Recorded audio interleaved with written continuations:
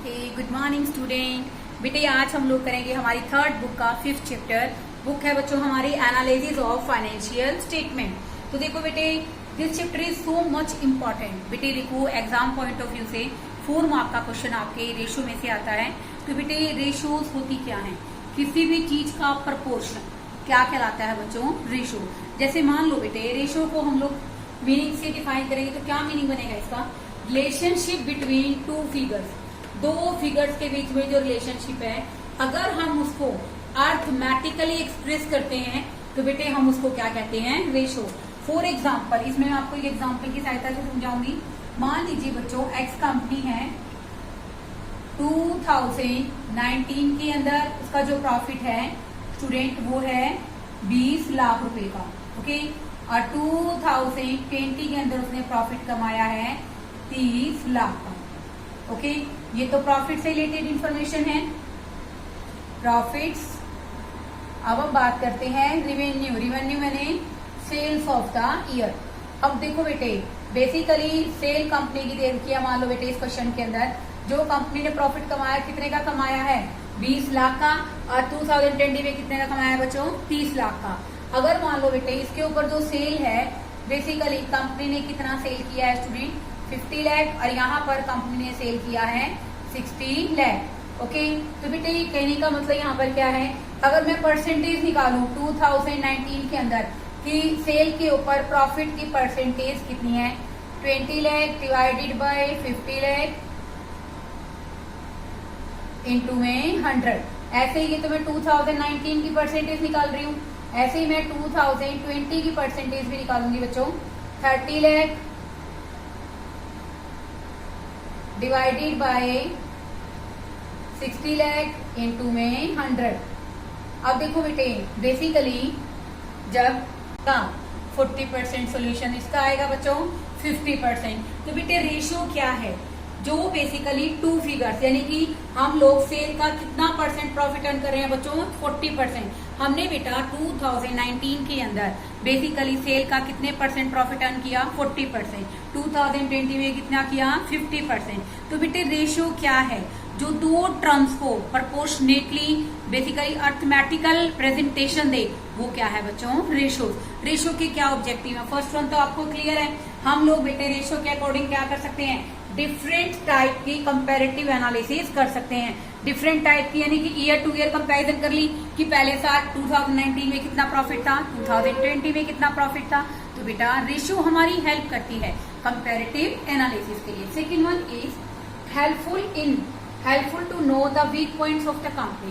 देखो बेटे कंपनी की जैसे कुछ स्ट्रेंथ होती है, कुछ विशेषताएं होती हैं, बेसिकली पर्टिकुलर क्वालिटी होती है, ऐसे ही कंपनी की जो वीक पॉइंट्स है उसके बारे में हमें रेशो से पता चल जाता है। तो बेटे रेशो का एनालिसिस में हम वीक पॉइंट्स जानकर उन वीक पॉइंट्स में क्या कर सकते हैं, करेक्शन कर सकते हैं। तो ratio is helpful to know about the weak points of the company. Third one is helpful in analysis of financial statement. Financial statement में स्टूडेंट क्या आता है, हमारा ट्रेडिंग अकाउंट, हमारा profit and loss account as well as our balance sheet. According to this financial statement, many of them are capable to taking decision about the company. तो बेटे financial statement की 2019 की financial statement की comparison 2020 से कर सकते हैं। ये जान सकते हैं कि कंपनी कितना लीड कर रही है, कंपनी की कंपैरिजन कर सकते हैं, एक कंपनी की दूसरी कंपनी के साथ भी कंपैरिजन कर सकते हैं, और एक कंपनी के डिफरेंट ईयर्स के साथ भी कंपैरिजन कर सकते हैं। And last one is helpful in making plan for future. अब देखो बेटे कंपनी को कंपैरेटिव स्टडी से क्या पता चलता है कि बेसिकली कंपनी की सेल बढ़ रही है, तो कंपनी बेटे क्या एनालाइज कर सकती है कि इन फ्यूचर कंपनी को इस तरह से प्लानिंग करनी है ताकि कंपनी की प्रोडक्शन कैपेसिटी को बढ़ाया जा सके। अब देखो बेटे अब हम बात करते हैं क्लासिफिकेशन ऑफ रेशो। रेशो बेटे 4 टाइप्स की होती है हमारी। First one is liquidity ratio, जिसको हम लोग वर्किंग कैपिटल टर्नओवर रेशो भी कहते हैं। Second one solvency ratio, third one is activity और turnover ratio, and fourth one is profitability ratio. अब हम बात करते हैं लिक्विडिटी रेशो। ये हमारी शॉर्ट टर्म बेसिकली हमारी शॉर्ट टर्म लिक्विडिटी को रिप्रेजेंट करती है कि हमारे पास करंट लायबिलिटी की पेमेंट करने के लिए करंट एसेट्स कितनी अवेलेबल है। तो बेटे हम उसको क्या कहते हैं, लिक्विडिटी रेशो। लिक्विडिटी रेशो बेटे 2 तरह की होती है, करंट रेशो और क्विक रेशो। क्विक रेशो का बेटे एक दूसरा नाम भी है बच्चों, जिसको हम लोग क्या कहते हैं, एसिड टेस्ट रेशो। और इसको बेटे हम लोग शॉर्ट टर्म सोल्वेंसी रेशो के नाम से भी जानते हैं। Liquidity ratios are also known as short term solvency ratio. Second one, solvency ratios कौन सी होती है? ये कंपनी की लॉन्ग टर्म सोल्वेंसीज के बारे में बताती है कि कंपनी लॉन्ग टर्म डेब्ट की पेमेंट करने में कितना सक्सेसफुल है। कंपनी अपने अवेलेबल प्रॉफिट में से कितनी बार लॉन्ग टर्म डेब्ट की पेमेंट कर सकते हैं। This is known as सोल्वेंसी ratio. इसके अंदर आ जाएगा स्टूडेंट डेब्ट equity ratio, total asset to डेब्ट ratio, proprietary ratio and last one is interest coverage ratio. अब हम बात करते हैं बच्चों एक्टिविटी और टर्नओवर रेशोज की। इसके अंदर एक्टिविटी रेशो है, टर्नओवर रेशो है। ये हमें क्या बताती है कि हमारे पास बेसिकली जितना भी प्रॉफिट, जितनी भी कैपिटल है, उसको हम लोग कितनी बार बेसिकली उसके थ्रू हम लोग इनकम जनरेट कर सकते हैं। तो बेटे ये हमारी क्या है? Turnover ratio. इसके अंदर हम लोग cost of revenue from operation निकालते हैं कि हमने जितनी कैपिटल इंट्रोड्यूस की है उसको हम कितनी बार, टर्नओवर मतलब उसको कितनी बार रिपीट करके हम लोग इनकम अर्न कर सकते हैं। This is known as turnover ratio. इसको एक्टिविटी रेशोज भी कहते हैं। बेटे कौन कौन सी है? Stock turnover, debtor turnover, creditor turnover और working capital turnover ratios. And fourth one is profitability ratio. Profitability ratio क्या बताती है? कंपनी की प्रॉफिट अर्न करने की कैपेसिटी के बारे में बताती है। ग्रॉस प्रॉफिट रेशो, ये तो आपने प्लस वन में भी किया है बच्चों, जो बेसिकली क्या बताती है? कौन से अकाउंट से बनाते हैं हम लोग? ट्रेडिंग अकाउंट से। कि जब हमारा बेसिकली जो प्रॉफिट है, यानी कि ग्रॉस प्रॉफिट कब आएगा? When all direct expenses are less than the income. This is known as gross profit ratio, operating ratio, operating profit ratio, net profit ratio and last one is return on investment. In this video I am already discuss all the types of ratios, but I want to discuss the numerical only and only of these topic. This is known as liquidity ratio, current ratio and quick ratio. तो बात कर रहे हैं हमारी दो main ratios की, liquidity ratios की। First one is current ratio. Current ratio क्या है बच्चों? It's a proportion between current assets and current liabilities. Current assets क्या होती हैं बेटे? Current assets are those assets which we can convert into cash within 1 year, जिनको हम लोग 1 साल से अंदर कैश के अंदर कन्वर्ट कर सकते हैं बच्चों, उसको हम कहते हैं current asset. Current liability which we have to pay within 1 year, जिनकी पेमेंट हमने 1 साल के अंदर करनी होती है बेटे, वो क्या होती है? सारी करंट लायबिलिटी। तो बेटे हमारा करंट रेशो का फॉर्मूला है current assets divide by current liability. अब देखो बेटे करंट एसेट्स में क्या लिखते हैं? Cash and cash equivalent.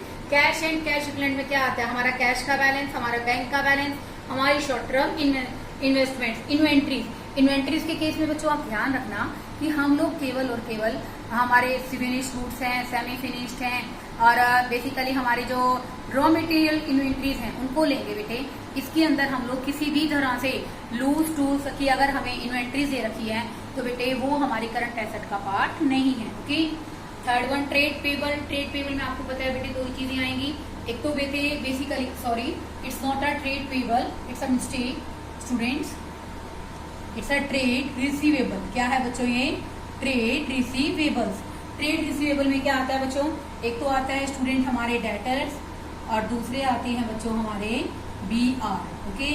ऐसे ही बेटे short term loans and advances, हमने शॉर्ट टर्म के लिए बिजनेस से किसी को लोन और एडवांस दे रखा है बच्चों, तो वो भी बेटे हमारे लिए क्या है? Current asset. And last one is other current asset, जैसे हमारी प्रीपेड एक्सपेंसेस हो गए बेटा, हमारी एक्रूड इनकम हो गई, ठीक है।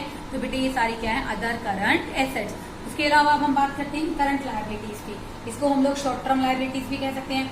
शॉर्ट टर्म बोरोइंग्स, थोड़े समय के लिए किसी से जिसकी पेमेंट हमें 1 साल में पेमेंट करनी हो उसके लिए उधार ले रखा है, तो बेटे करंट लायबिलिटी है। ट्रेड पेबल के अंदर बच्चों क्या आ जाएगा? एक तो आ जाएगा स्टूडेंट हमारा क्रेडिटर्स और दूसरा आ जाएगा student bills payable. Other current liability में क्या आ गया बेटे? जैसे हमारे आउटस्टैंडिंग एक्सपेंसेस हो गए, ठीक है, इनकम रिसीव्ड इन एडवांस हो गया बेटे। तो ये सब क्या है बच्चों? हमारी other current liabilities. And last one short term provision में क्या आ जाएगा बच्चों? हमारा इनकम टैक्स प्रोविजन। ओके। अब देखो बेटे, तो हम लोग करंट एसेट को करंट लायबिलिटी से डिवाइड करेंगे, देन करंट रेशो आपका आ जाएगा। अब हम बात करते हैं करंट रेशो का आइडियल रेशो क्या है? आइडियल अनुपात क्या है बच्चों? दैट इज 2:1, यानी कि हमारे पास करंट लायबिलिटी की पेमेंट करने के लिए करंट एसेट कम से कम 2 गुना होनी चाहिए। This is the ideal ratio. अब हम बात करते हैं बच्चों क्विक रेशो की। क्विक रेशो का बच्चों क्या फॉर्मूला है? Quick assets divide by current liability. देखो बेटे करंट एसेट और क्विक एसेट्स में दो ही डिफरेंसेस हैं।